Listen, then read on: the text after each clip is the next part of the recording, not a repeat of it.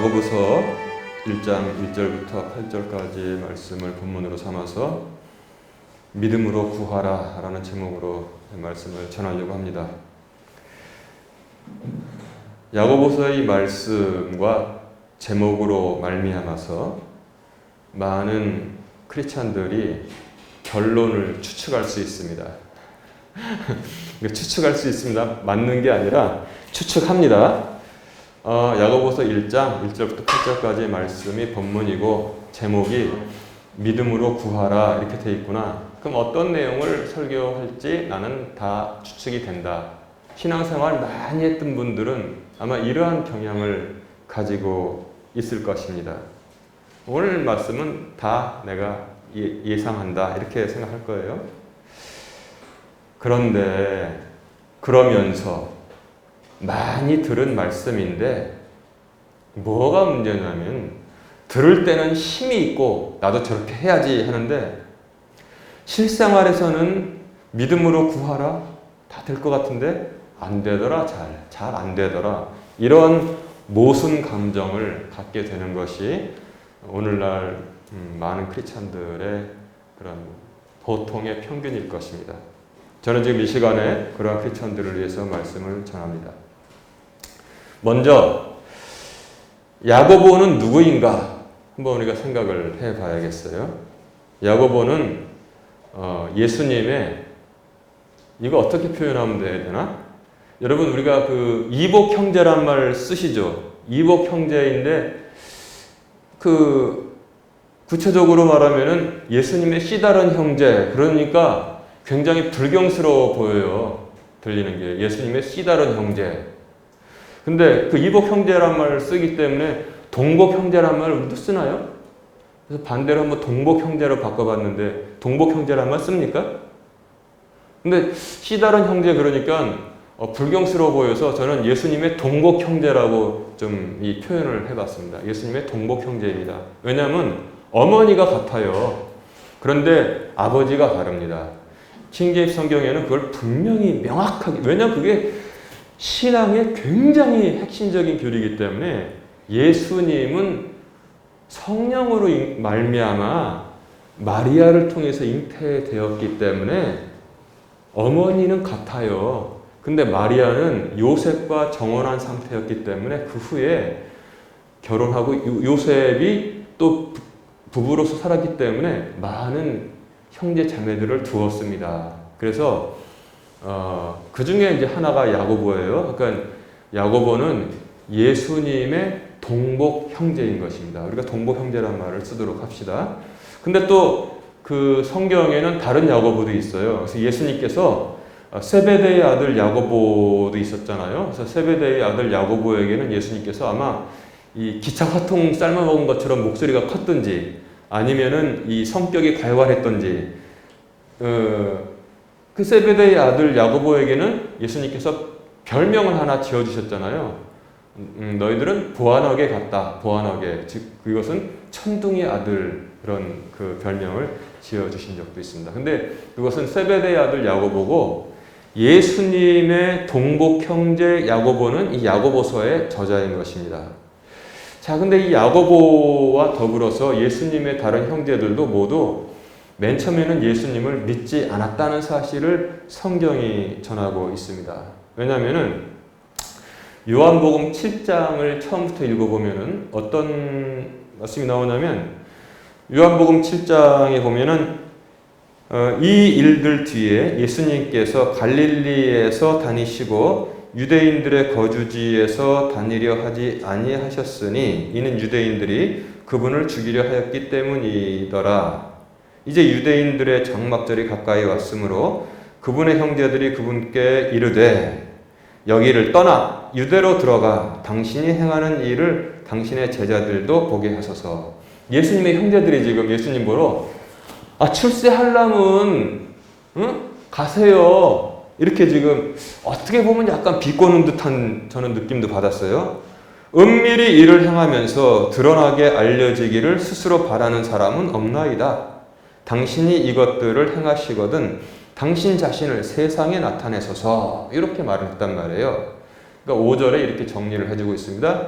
이는 그분의 형제들도 그분을 믿지 아니하였기 때문이더라 그랬어요. 그러니까 여기서 예수님의 이 동복 형제들이 예수님 보고 장막절에 예수님께서 유대인 죽이려고 하니까 거기 갈릴리 지역 다니니까 아니 당신의 일을 나타내시려거든 좀 예루살렘으로 가세요.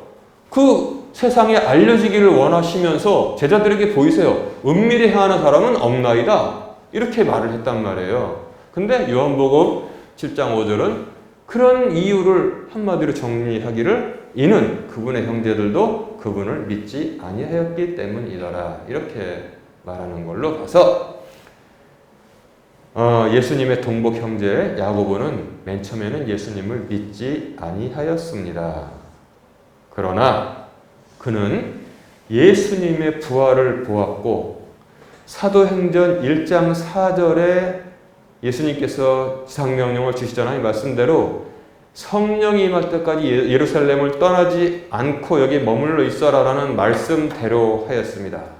그래서 그가 유대인들을 무서워해서 다른 사람들과 더불어서 마가의 다락방에 모여서 120명이 기도하고 있었는데 오순절 시간이 되어서 갑자기 급한 바람과 같은 소리가 하늘에서 오고 각 사람의 머리 위에 불의 혀 같은 것이 임하여서 그 사람들이 다 방언을 하게 되고 인류 역사상 최초의 교회가 세워지는 그 순간에 그 장소에 야고보가 있었습니다. 그래서 그는 사도행전을 쭉 읽어보면은 교회의 리더가 됐다는 사실을 성경이 전하고 있어요.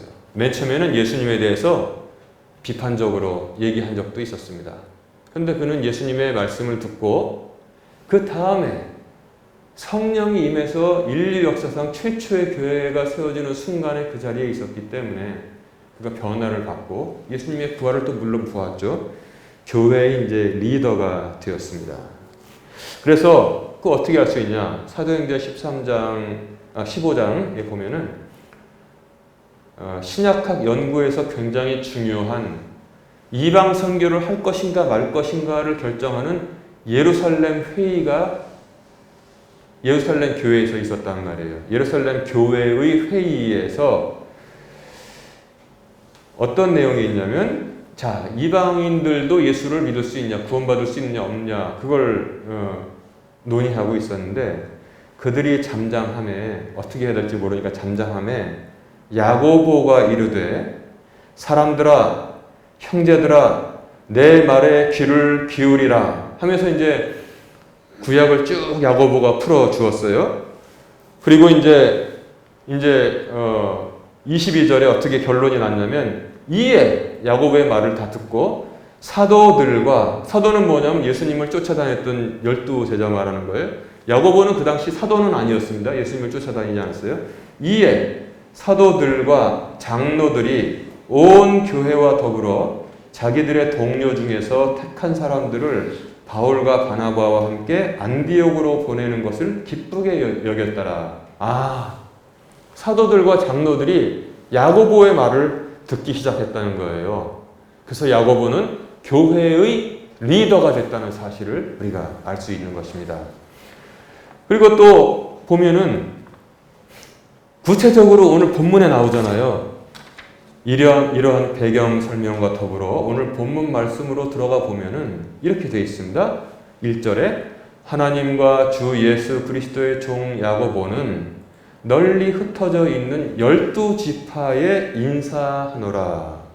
야, 이거 보세요.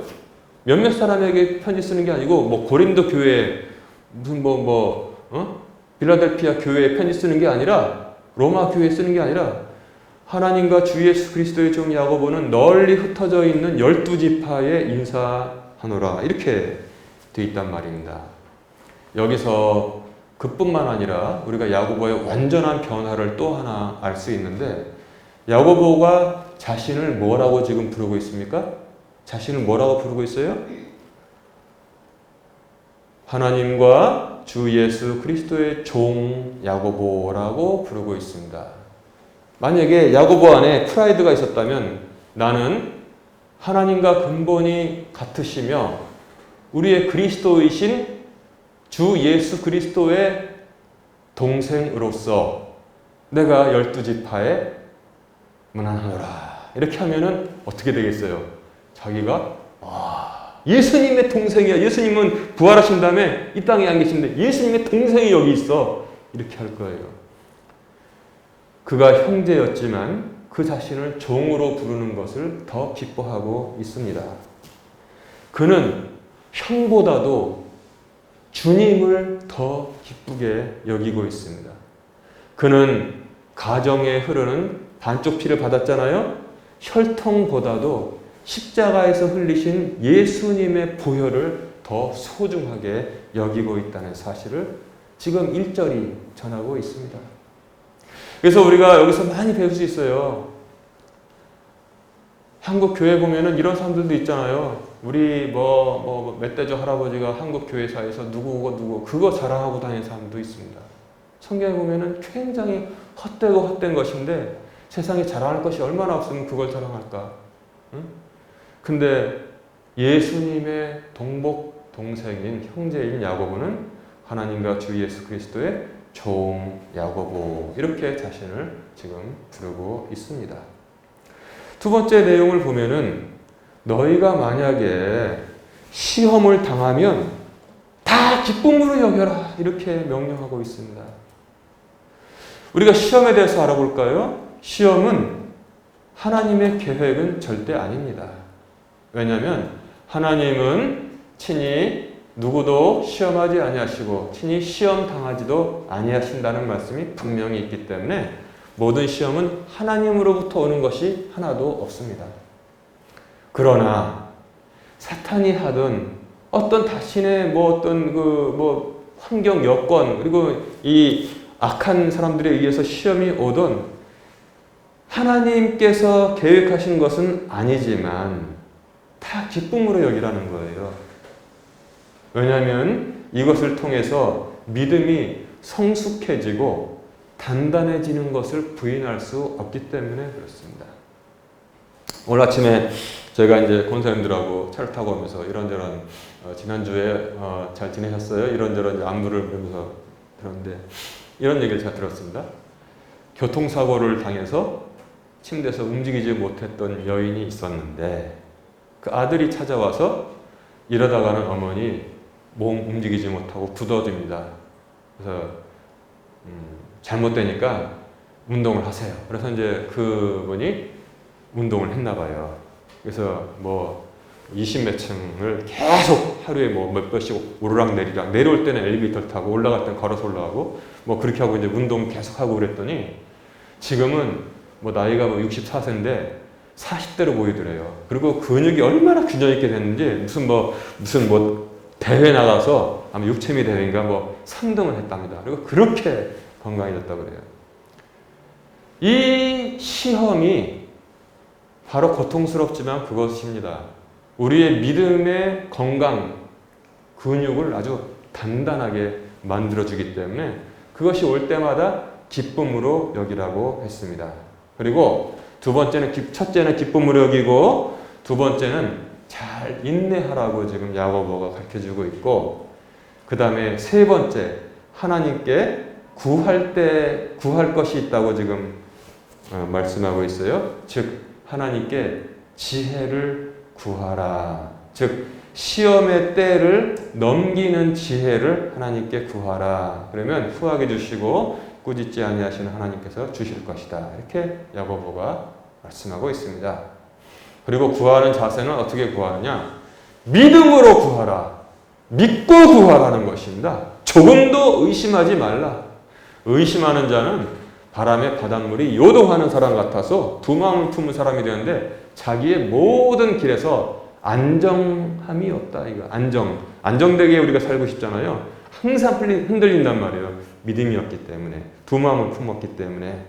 그래서 야고보서의 말씀이 얼마나 지금 우리가 신앙생활에 있어서 아주 실생활에 유익한 말씀인지를 알 수 있습니다. 이 전체 말씀에서 언제 무엇을 구하라는 것을 잘라내고 요즘 아이들 하는 말로 악마의 편집을 해버리면은 요 믿음으로 구하라만 강조하게 되면은 이게 반쪽짜리 말씀이 돼요. 무엇이든지 믿음으로 구하라. 사실 내용을 앞에서부터 쭉 읽어보면 그게 아니잖아요.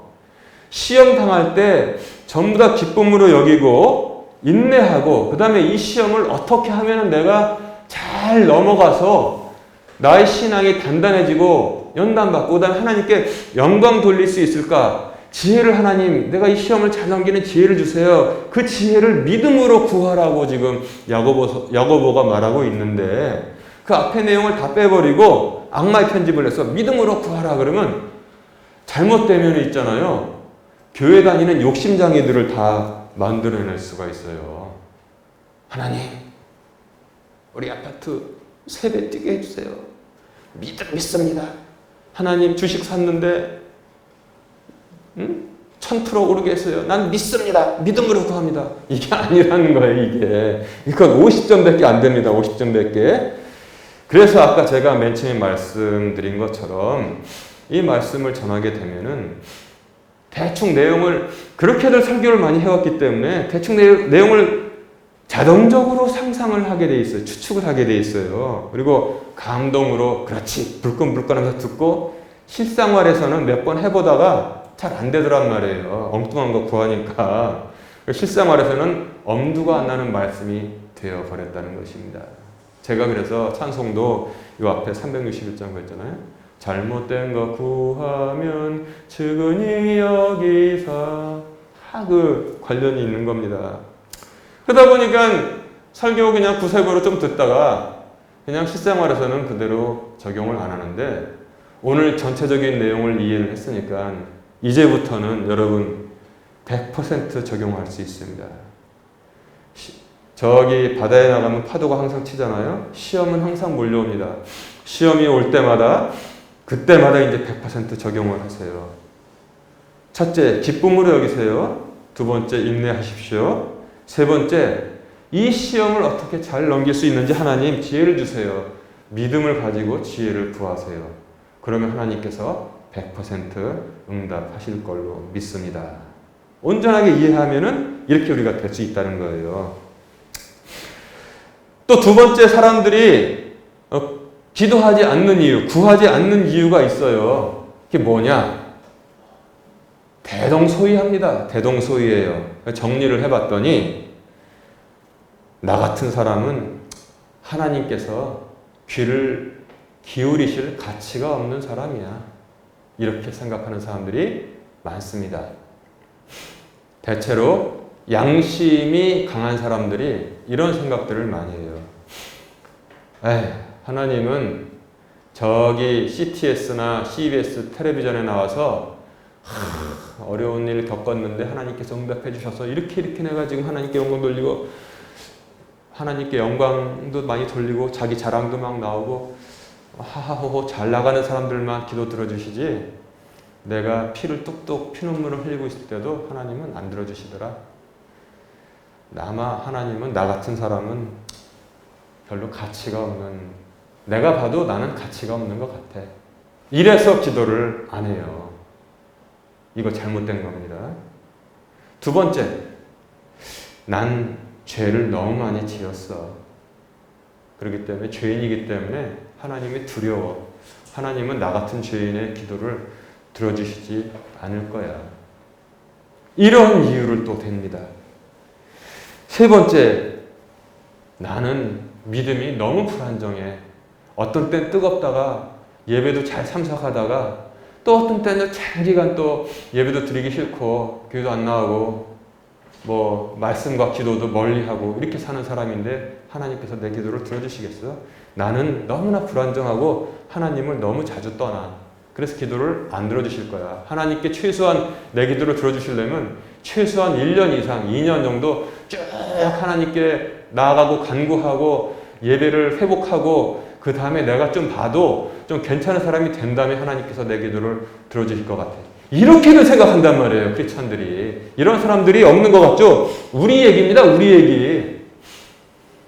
이거는 보면은 겸손같이 보이지만 불순종과 불신의 가장 강력한 이유 중에 하나로 우리 안에 자리 잡고 있다는 사실을 여러분 인정해야 되는 것입니다. 하나님은 꾸짖지 아니하시고 후하게 주시는 분이 하나님이십니다. 하나님은 문을 열어놓고 항상 기다리시는 아버지가 바로 하나님이시라는 사실을 여러분 잊으시면 안 되는 겁니다. 이제 이 말씀의 기록자의 배경과 이 말씀의 전체를 이해했으니 말씀이 전하는 바도 이제 바르게 보이게 되는 것입니다. 시험을 당하고 사는데 그 시기에 이를 잘 넘기고 문제가 해결되고 우리의 믿음이 더 단단해지는 것은 다른 어떤 것보다도 우리에게 유익하다는 사실을 우리가 인정하지 않을 수가 없습니다. 그래서 제가 이제 우리가 쓰는 말로 구체적으로 정리를 했어요. 시험이 오면은 구체적으로 어떻게 대응하면 되는가 이렇게 한번 생각을 해야 돼요. 자, 시험이 여러분들에게 닥쳐왔습니다. 그러면 제일 처음에 중요한 게 있어요. 이것이 시험인 것을 알아차려야 합니다. 아, 내가 지금 시험을 당하고 있구나. 여러분, 시험인 것을 알아차리시기 바랍니다. 흔히들 뭐라 그래요? 믿음 없는 사람들이 하는 말? 아이, 오늘 내가 재수가 없네. 재수 없는 날이네. 이렇게 생각하지 말라는 거예요. 우리 크리스찬들은 뭐냐면 영의 사람이잖아요. 시험이 오면은 내가 이거 지금 시험 당하고 있구나. 이거 시험이구나. 빨리 알아차리시기 바랍니다. 이게 제일 중요해요. 이게 시험인 것을 알아차리는 것이 제일 중요합니다. 그리고 기쁘게 여기십시오. 그 다음에 두 번째 우리가 해야 될 일이 있어요. 시험은 목적을 가지고 있다는 사실을 여러분 절대 잊으면 안 됩니다. 네, 이것이 지금 시험이구나. 그리고 기쁘게 여기면서 이 시험에 목적이 있다.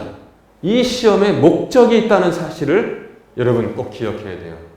그 시험의 목적은 무엇이냐면 궁극적으로는 우리를 예수님을 그리스도의 형상을 닮아가게 만들기 위해서 우리에서 잘못된 것들을 떼어내고 이렇게 다듬는 그런 과정이라는 사실을 우리가 알아야 돼요. 시험이 목적이 있구나. 이 목적은 뭐냐면 궁극적으로 우리로 하여금 예수님을 닮아가게 만드는 시험이구나. 이렇게 우리가 이해를 해야 되는 겁니다. 세 번째는 어떻게 해야 되냐? 시험에 빠지지 마세요. 내가 지금 시험 당하잖아요. 기쁘게 여겼어요. 이 목적을 가지고 있습니다. 우리로 하여금 예수님을 닮아가게 지금 하고 있구나. 이렇게 하는데 그 시험에만 빠지지 말고 시험 자체와 시험 당하는 자신으로부터 눈을 돌려서 저 너머를 바라보는 영적인 눈을 가지시기 바랍니다. 저 너머를 봐야 돼요. 시편 121편에 아주 잘 나타나 있습니다. 다윗이 어떻게 말했습니까? 내가 산들을 향하여 눈을 들리라. 나의 도움이 어디서 올꼬? 나의 도움은 천지를 지으신 하나님에게서로다.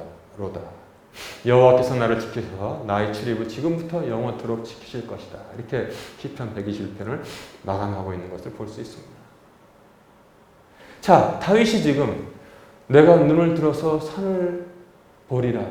나의 도움이 어디서 올꼬? 지금 다윗이 지금 기분이 좋습니까? 아니면 굉장히 곤고합니까? 굉장히 곤고해요. 그런데 자기 주변에 시험들이 얼마나 많습니까?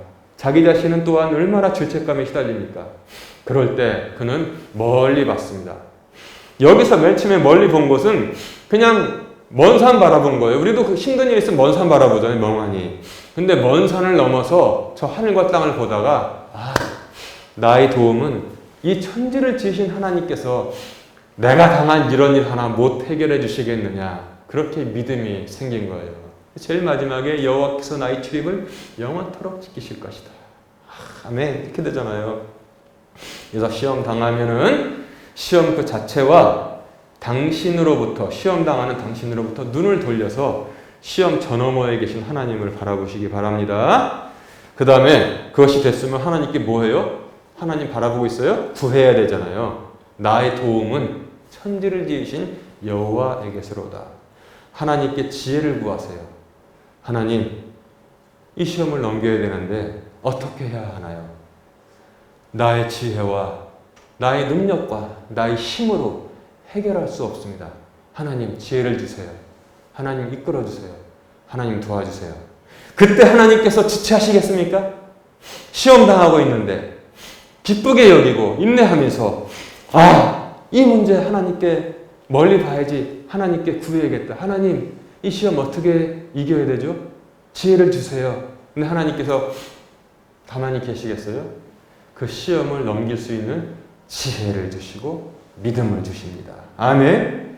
그래서 시험을 넘기면 여러분은 뭐예요?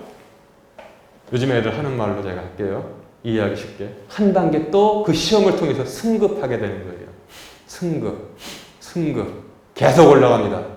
그러니까 야고보는 시험이 올 때마다 그것을 전부 다 기쁨으로 여기라고 그랬어요. 왜냐하면 계단을 계속 올라가는 계기가 거기에 숨겨져 있기 때문에 그런 것입니다. 전체 이해를 하니까 이해가 완전히 가죠.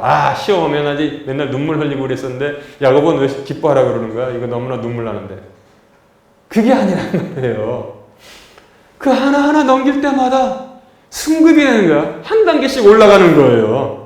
여러분들은 많은, 지금까지 제가 볼 때 시험 당하지 않는 크리스찬은 없어요. 다 시험 당합니다. 창세기부터 보세요. 뭐 좀 하려고 그러면 얼마나 시험이 많아요. 그때마다 그들은 하나님께 구해서 계속 올라가는 사람들이 있고, 시험 당할 때마다 엎어지고 다시 또 시간 가서 일어나고 또 엎어지고, 승급이 안 돼. 믿음은 있는데 승급이 안 돼. 기회를 다 잃어버리는 거예요. 여러분, 회사에서 회사 생활하다가 진급하면은 얼마나 기뻐요. 그래서 잔치하지 않습니까? 잔치하는데 또 그 이 계급 올라가는 것에 확실한 이 집단이 군대 1계급 진급해봐요. 막 신나게 막 잔치하잖아요. 계속 올라가면은.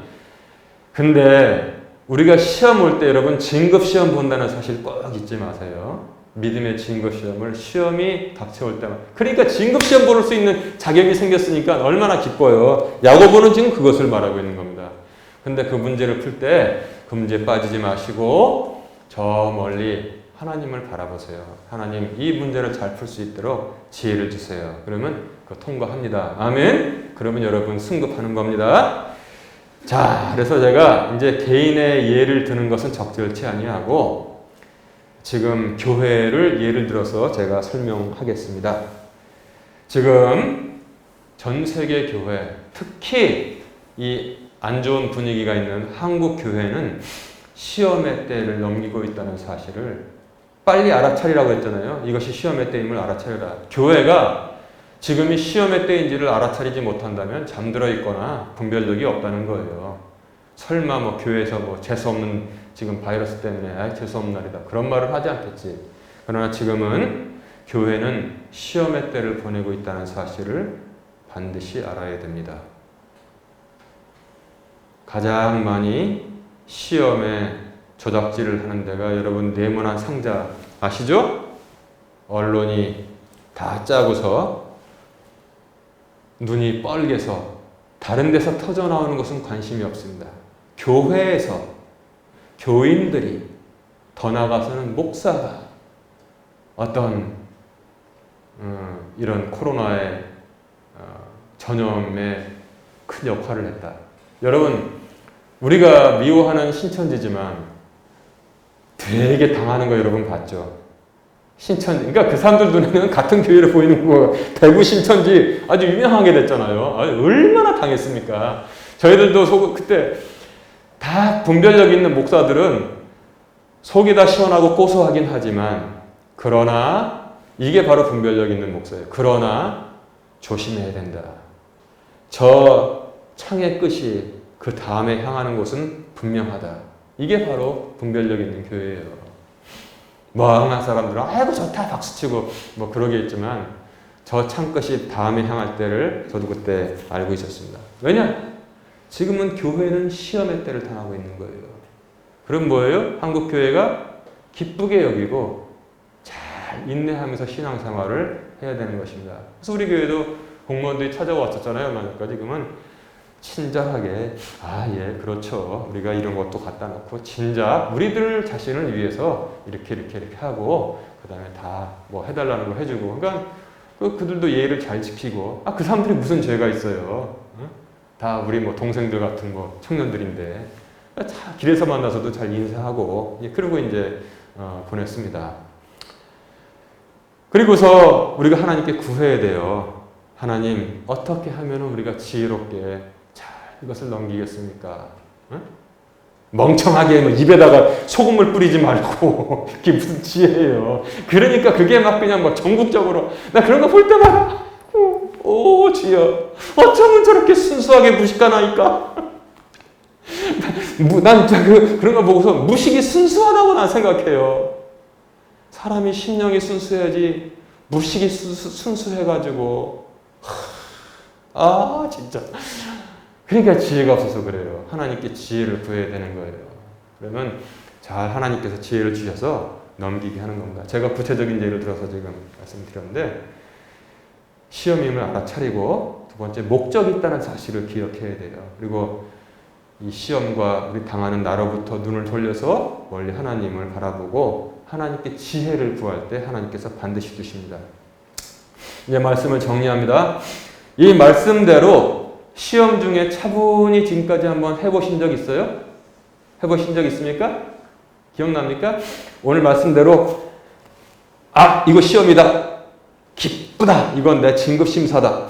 그리고 목적이 있다. 이거 나를 그리스도 닮아가게 하는구나. 그리고 하나님을 바라보고 지혜를 하나님 주세요. 그래가지고 잘 넘긴 적 있습니까? 대부분 없을 거예요. 왜냐? 세상에 신앙생활 60년, 70년 하는데도 없어. 왜냐?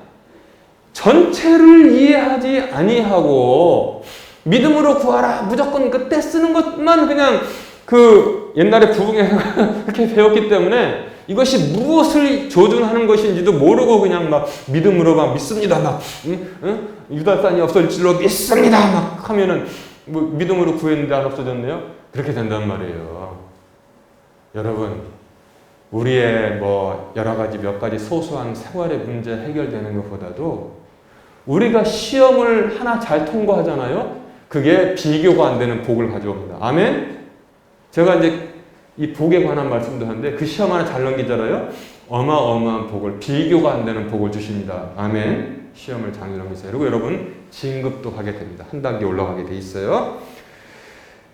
그래서 오늘 말씀은 우리가 당하는 시험이 주제였고 복이 주제가 아니었어요. 시험 당할 때 지혜를 믿음으로써 간구하라는 것이 답이라는 사실을 제가 말씀드린 겁니다.